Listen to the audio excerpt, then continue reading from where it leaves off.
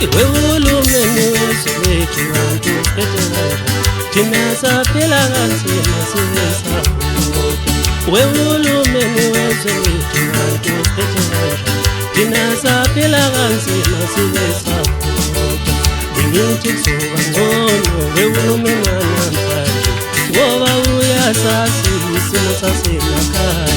Bengithi kuzoba ngcono uhulumeni wanamhlanje ngoba uyasazi isimo sasemakhaya. Bengithi kuzoba ngcono uhulumeni wanamhlanje ngoba uyasazi isimo sasemakhaya. Ngenduka lensithi lapho emsakazweni awuyeka amanzi abantu bayazibona.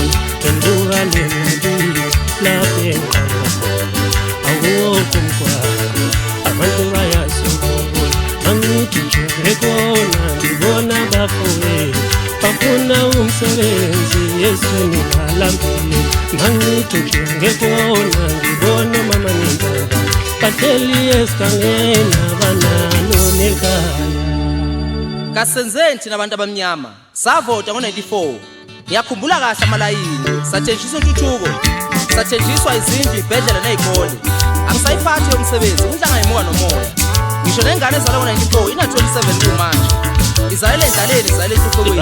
Ayikaziboni utheni ngumuntu omnyama.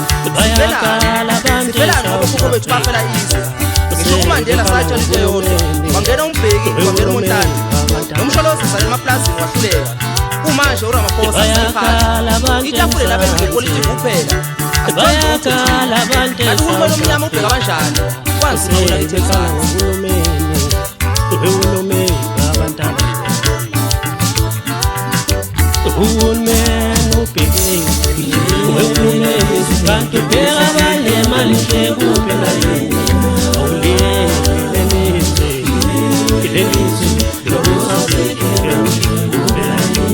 Uhulumeni ubheke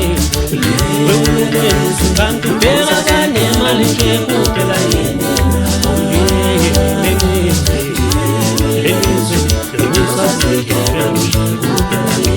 Laselalile lelizwe usasike benguhle kuphela yini. Lelizwe usasike benguhle kuphela yini. Lelizwe usasike benguhle kuphela yini.